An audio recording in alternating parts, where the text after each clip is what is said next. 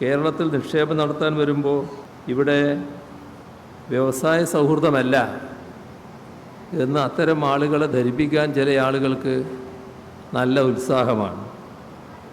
കുറച്ച് നാൾ മുൻപാണ് ആഗോള പ്രശസ്ത കമ്പനിയായ ടോറസിൻ്റെ സംരംഭം തിരുവനന്തപുരത്ത് ഉദ്ഘാടനം ചെയ്തത്.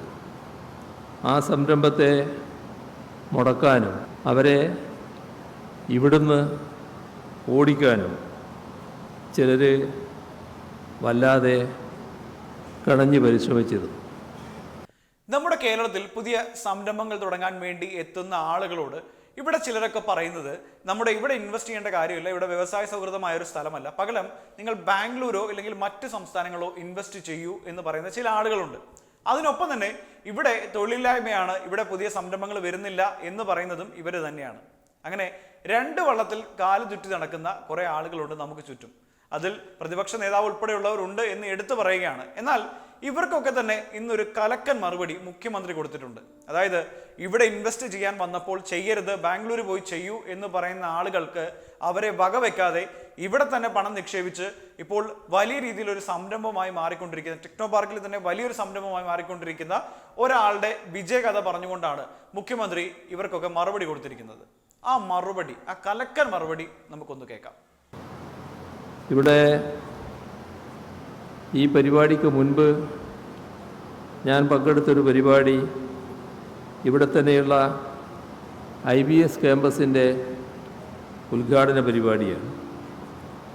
4 നൂറ്റാണ്ട് മുൻപ് കേരളത്തിൽ അതിൻ്റെ തുടക്കക്കാരൻ VK മാത്യൂസ് ആ പദ്ധതി തിരുവനന്തപുരം ടെക്നോ പാർക്കിൽ ആരംഭിക്കുമ്പോൾ ഇവിടെ നിക്ഷേപിക്കുന്നത് ഗുണമാവില്ല, നിങ്ങൾ ബാംഗ്ലൂരോ മറ്റോ പോകുന്നതാണ് നല്ലത് എന്ന് അദ്ദേഹത്തെ ചിലർ ഉപദേശിച്ചിരുന്നു. ആ ആൾ സ്ഥാപിച്ച ആ ഉപദേശം സ്വീകരിക്കാതെ അദ്ദേഹം സ്ഥാപിച്ച IBS ഇപ്പോൾ ഗ്ലോബൽ IT രംഗത്ത് ഫുട്പ്രിൻ്റ് പതിപ്പിച്ച മുൻനിര സ്ഥാപനമായി മാറിയിരിക്കുന്നു. അതിൻ്റെ കൊച്ചിൻ ക്യാമ്പസാണ് ഇന്നിവിടെ ഉദ്ഘാടനം ചെയ്തത്. അപ്പോൾ കേരളത്തിൽ നിക്ഷേപം നടത്താൻ വരുമ്പോൾ ഇവിടെ വ്യവസായ സൗഹൃദമല്ല എന്ന് അത്തരം ആളുകളെ ധരിപ്പിക്കാൻ ചില ആളുകൾക്ക് നല്ല ഉത്സാഹമാണ്. കുറച്ച് നാൾ മുൻപാണ് ആഗോള പ്രശസ്ത കമ്പനിയായ ടോറസിൻ്റെ സംരംഭം തിരുവനന്തപുരത്ത് ഉദ്ഘാടനം ചെയ്തത്. ആ സംരംഭത്തെ മുടക്കാനും അവരെ ഇവിടുന്ന് ഓടിക്കാനും ചിലർ വല്ലാതെ കണഞ്ഞ് പരിശ്രമിച്ചിരുന്നു. പക്ഷേ അത്തരം ശ്രമങ്ങളൊന്നും വിലപ്പോയില്ല. ആ പദ്ധതിയും യാഥാർത്ഥ്യമായി.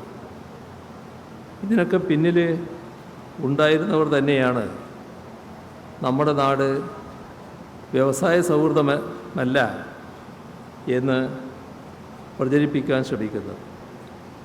ഒരു ഭാഗത്ത് വ്യവസായങ്ങൾ വരുന്നില്ല എന്ന വ്യാജ പ്രചരണം, മറുവശത്ത് ഇവിടേക്ക് വരുന്ന സംരംഭകരെ ഓടിച്ചു വിടാനുള്ള ശ്രമങ്ങൾ, ഇത് രണ്ടും സമാന്തരമായി ഏറ്റെടുത്തുകൊണ്ടാണ് ഇക്കൂട്ടർ മുന്നോട്ട് പോകുന്നത്.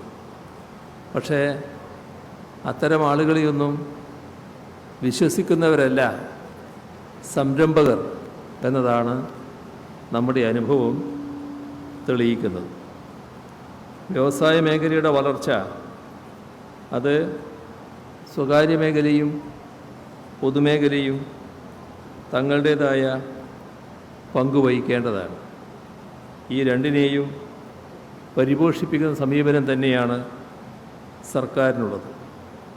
ഏതെങ്കിലും ഒന്നിനായി മറ്റൊന്നിനെ കുരുതി കൊടുക്കുന്ന നയമല്ല സംസ്ഥാനത്തുള്ളത്. രണ്ടിനെയും പരിപോഷിപ്പിച്ചുകൊണ്ട് സംസ്ഥാനത്തിൻ്റെ പൊതുവായ വ്യാവസായിക മുന്നേറ്റം ഉണ്ടാക്കാനുള്ള ശ്രമമാണ് സർക്കാരിൽ നിന്നുണ്ടാകുന്നത്. പൊതുമേഖലാ സ്ഥാപനങ്ങളെ പ്രോത്സാഹിപ്പിക്കുന്ന കാര്യത്തിൽ നമ്മുടെ നാട് രാജ്യത്തിനാകെ മാതൃകയായിരിക്കുകയാണ്. കേന്ദ്ര സർക്കാർ സ്വകാര്യവൽക്കരിക്കാൻ തീരുമാനിച്ച സ്ഥാപനങ്ങളെയടക്കം ഏറ്റെടുത്ത് മാതൃകാപരമായി നാം പ്രവർത്തിപ്പിച്ചു വരുന്നുണ്ട്. ഈ സർക്കാർ അധികാരത്തിൽ വന്നതിന് ശേഷം വ്യവസായ വകുപ്പിന് കീഴിലുള്ള 24 പൊതുമേഖലാ സ്ഥാപനങ്ങളാണ് ലാഭത്തിലായത്. സംസ്ഥാനത്ത് ആകെ 60 പൊതുമേഖലാ സ്ഥാപനങ്ങൾ ലാഭത്തിൽ പ്രവർത്തിക്കുകയാണ്. 1719 കോടി രൂപയോളമാണ് ഇവയുടെ ലാഭം. പൊതുമേഖലാ വ്യവസായങ്ങളെ നവീകരിക്കുന്നതിനുള്ള പ്രത്യേക പദ്ധതികളും നടപ്പിലാക്കി വരുന്നുണ്ട്. ഇതിനായി ഈ സാമ്പത്തിക വർഷം 270 കോടി രൂപയാണ് ചെലവഴിച്ചത്. അതോടൊപ്പം തന്നെ അവിടങ്ങളിലെ ഓഡിറ്റിംഗ് സംവിധാനങ്ങളും ശക്തിപ്പെടുത്തുകയാണ്.